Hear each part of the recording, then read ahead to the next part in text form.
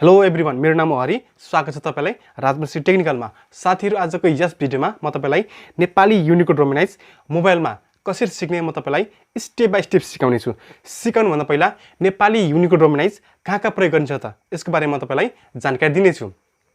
पहिलो रहेको छ राष्ट्रिय परिचय पत्रको कार्ड टाइपिङमा यसको प्रयोग गरिन्छ। अर्थात् यदि तपाईँ राष्ट्रिय परिचय पत्रको जारी खान चाहनुहुन्छ भने तपाईले नेपाली युनिकोड रोमनाइज सिक्नै पर्ने हुन्छ। त्यसै अर्को रहेको छ सरकारी कार्यालय तथा प्राइभेट कम्पनीमा लगायत हरेक किसिमको चिठी टाइप गर्न। त्यसैगरी अर्को रहेको छ लोकसेवा आयोगको जाहिर अन्तर्गत यदि तपाईँ प्रयोगात्मक परीक्षाका लागि तयारी गर्दै हुनुहुन्छ भने तपाईले Preeti font, Nepali unicode romanize, Nepali unicode national जुनै पनि सिक्दा हुन्छ। साथीहरु, अब म तपाईलाई नेपाली युनिकोड रोमनाइज सिकाउनका लागि मेरो मोबाइलको स्क्रिनमा लान चाहन्छु। साथीहरु, मोबाइलबाट नेपाली युनिकोड रोमनाइज सिक्नका लागि तपाईले एउटा एप्लिकेसन चाहिँ इन्स्टल गर्नुपर्ने हुन्छ। सबैभन्दा पहिला प्ले स्टोरमा जानुहोस्, त्यसपछि टाइप गर्नुहोस् हाम्रो नेपाली किबोर्ड। मैले चाहिँ अलरेडी इन्स्टल गरिसकेको छु, तपाई पनि इन्स्टल गर्नुहोला। त्यसपछि हाम्रो किबोर्डलाई चाहिँ ओपन गर्नुहोला र यसलाई इनेबल गर्नुहोस्। साथीहरु, यो जानकारीले तपाई पर्मिसन दिन डराउनु भयो होला, तर डराउनु पर्दैन। प्ले स्टोरमा राखिएको कुनै पनि एप्लिकेसन हार्मफुल हुँदैन। यदि कसैको डाटा चोरी गर्छ भने त्यस्ता एप्लिकेसनलाई गुगलले चाहिँ प्ले स्टोरबाट हटाउने गर्दछ। सो तपाईले यो एप्लिकेसन ढुक्कसँगले चलाउँदा हुन्छ। त्यसपछि ओकेमा क्लिक गर्नुहोस्। साथीहरु, इनेबल भइसकेको छ। अब यसलाई हल्का यतापट्टि सार्नुहोस् र तपाईले देख्न सक्नुहुन्छ चयन गर्नुहोस् अप्सन, यहाँ क्लिक गर्नुहोस् र तपाईले यहाँनेर हाम्रो किबोर्ड भन्ने अप्सनलाई चाहिँ चुज गर्नुपर्ने हुन्छ र भइसक्यो। साथीहरु, यो इंग्लिश किबोर्ड हो। नेपाली युनिकोड रोमनाइजमा टाइप गर्नका लागि तपाईले यहाँ थिचिराख्नुपर्ने हुन्छ। त्यसपछि तपाईले देख्न सक्नुहुन्छ एमपीपी रोमनाइज्ड, यहाँ क्लिक गर्नुहोस् र अब तपाईले नेपाली युनिकोड रोमनाइजमा सजिलैसँग टाइप गर्न सक्नुहुनेछ। साथीहरु, यो भिडियोमा म तपाईलाई नेपाली युनिकोड रोमनाइजको बेसिक कुराहरु सिकाउँदिन, किनकि भिडियो निकै लामो हुन्छ जसले गर्दा तपाईलाई बोरिङ लाग्न सक्छ। म तपाईलाई बेसिक कुराहरु स्क्रिनमा राखिदिने छु र महत्त्वपूर्ण जानकारीहरु चाहिँ भिडियोको बीचमा भन्ने छु। मोबाइलबाट नेपाली युनिकोड रोमनाइज सिक्दा ध्यान दिनुपर्ने कुरा के छ भने जसरी किबोर्डमा शिफ्ट र इन्टर बटन हुन्छ त्यसरी नै मोबाइलमा पनि शिफ्ट र इन्टर बटन हुन्छ।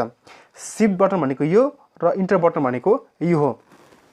त्यसैगरी तपाईले ध्यान दिनुपर्ने कुरा के छ भने मोबाइलबाट नेपाली युनिकोड रोमनाइज सिक्दाखेरि चाहिँ व इ ई ए ऐ ओम पाँचवटा अक्षर लगायत विभिन्न सिम्बलहरु चाहिँ नसिक्नु होला, किनकि किबोर्डमा जुन बटनमा ङ इ ई ए ऐ ओम अक्षर हुन्छन् त्यही अनुसार ती अक्षरहरु मोबाइलको बटनमा हुँदैन। सो तपाईले पाँचवटा अक्षर लगायत सिम्बलको प्रयोग नगर्नु होला, नसिक्नु होला भन्न चाहन्छु। साथीहरुलाई मैले एउटा कुरा भन्नै बिर्सेछु। तपाईले देख्न सक्नुहुन्छ चराछको बटनहरु। यहाँ चराछको बटन चाहिँ उल्टो पाल्टो दिएको छ। सी भनेको च हो र शिफ्ट सी भनेको छ हो, तर यहाँनेर चाहिँ जस्ट उल्टो दिएको छ। बाँकी सबै ठिकै छ। साथीहरु, अब म तपाईलाई सिकाउने छु। साथीहरु, छ र ज्ञ टाइप गर्दा मोबाइलमा भएको बटन नथिच्नु होला, नभए तपाईको बानी चाहिँ बिग्रिन्छ। किनकि जसरी मोबाइलको बटनमा छ र ज्ञ हुन्छ त्यसैगरी ल्यापटपको किबोर्डमा छ र ज्ञ बटन तपाईले पाउनुहुन्न। अब म तपाईलाई छ र ज्ञ कसरी टाइप गर्ने त्यो सिकाउँछु। छ लेख्नको लागि तपाईले प्रेस गर्नुपर्ने हुन्छ क, त्यसलाई आधा बनाउनुस् र स लेख्नुस्। त्यसैगरी त्र लेख्नको लागि तपाईले प्रेस गर्नुपर्ने हुन्छ त, त्यसपछि त्यसलाई आधा बनाउनुस् र लेख्नुस्, त्र भयो। त्यसैगरी ज्ञ लेख्नको लागि तपाईले प्रेस गर्नुपर्ने हुन्छ ज भनेको जे, त्यसलाई आधा बनाउनुस् र य लेख्नुपर्ने हुन्छ। य भनेको तपाईको शिफ्ट वाइ हो, ज्ञ भयो। अब चाहना कसरी लेख्ने? चाहना लेख्नको लागि तपाईले प्रेस गर्नुपर्ने हुन्छ चला आकार चा, या चाहिँ हा, यानि ना चाहना। त्यसैगरी कुशल लेख्नको लागि तपाईले प्रेस गर्नुपर्ने हुन्छ कलाई उकार कु, त्यसपछि स लेख्नुस् अनि ल लेख्नुस्, कुशल। त्यसैगरी मेवा लेख्नको लागि सबभन्दा पहिला म लेख्नुस्, मलाई मे बनाउनुस् अनि वाला आकार वा, मेवा।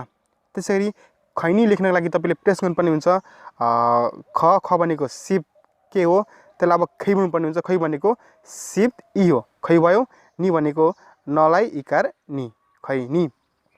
त्यसैगरी मौलाएको लेख्नको लागि तपाईले प्रेस गर्नुपर्ने हुन्छ मलाई अब मौ बनाउनुस् मौ भनेको डब्ल्यु ले हुन्छ त्यसैगरी यसलाई कर ला अनि ए भनेको यहाँ छ को भनेको के अनि ओ को भयो त्यसैगरी कंस लेख्नको लागि तपाईले प्रेस गर्नुपर्ने हुन्छ कलाई अब कङ बनाउनुस् कङ बनाउनलाई तपाईले प्रेस गर्नुपर्ने हुन्छ शिफ्ट एम कङ भयो स भनेको शिफ्ट एस कंस त्यसैगरी दुख टाइपको लागि तपाईले प्रेस गर्नुपर्ने हुन्छ दलाई उकार दु अनि ख भनेको शिफ्ट के हो दुख भयो त्यसैगरी अब जान्न कसरी लेख्ने जान्न लेख्नको लागि तपाईले प्रेस गर्नुपर्ने हुन्छ जलाई आकार जा त्यसपछि नलेख्नुस् त्यसलाई अब आधा बनाउनुस् र फेरि नलेख्नुस् जान्न त्यसैगरी अब पृथ्वी कसरी लेख्ने पृथ्वी लेख्नको लागि तपाईले प्रेस गर्नुपर्ने हुन्छ पलाई प्रि बनाउनुस् प्रि भनेको शिफ्ट आर हो प्रि भयो त्यसपछि थ लेख्नु थ भनेको शिफ्ट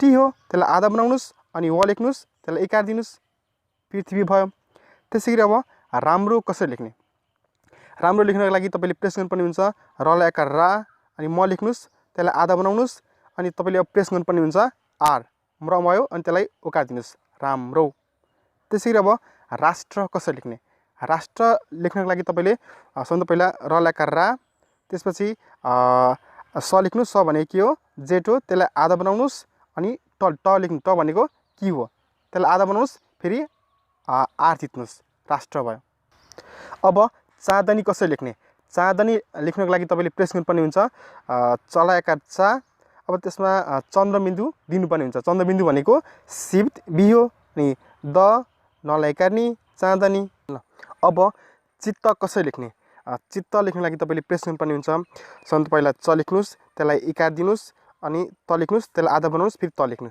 चित्त त्यसैगरी अब कर्म कसरी लेख्ने कर्म लेख्नको लागि तपाईले प्रेस गर्नुपर्ने हुन्छ क अनि र लेख्नुस् रलाई आधा बनाउनुस् र म लेख्नुस् कर्म अब पञ्चामृत कसरी लेख्ने पञ्चामृत लेख्नको लागि तपाईले प्रेस गर्नुपर्ने हुन्छ प त्यसपछि यहाँ लेख्नुस् यहाँ भनेको शिफ्ट वाइ हो त्यसलाई आधा बनाउनुस् चलाई आकार चा अनि म लेख्नुस् मलाई अब मृ बनाउनुपर्ने हुन्छ मृ भनेको शिफ्ट आर हो अनि त लेख्नुस् पञ्चामृत भयो त्यसैगरी रुख कसरी लेख्ने रुख लेख्नको लागि तपाईले सबभन्दा पहिला र लेख्नुस् रलाई रु बनाउनुस् अनि ख लेख्नुस् ख भनेको शिफ्ट के हो त्यसैगरी अब गङ्गा कसरी लेख्ने गङ्गा लेख्नको लागि तपाईले सबभन्दा पहिला ग लेख्नुस् अनि उहाँ लेख्नुस् त्यसलाई आधा बनाउनुस् फेरि ग लेख्नुस् त्यसलाई आकार दिनुस् त्यसैगरी ह्यातुङ लेख्नको लागि तपाईले सबभन्दा पहिला ह लेख्नुस् हलाई आधा बनाउनुस् यलाई आकार या अनि तलाई उकार तु अनि ङ ह्यातुङ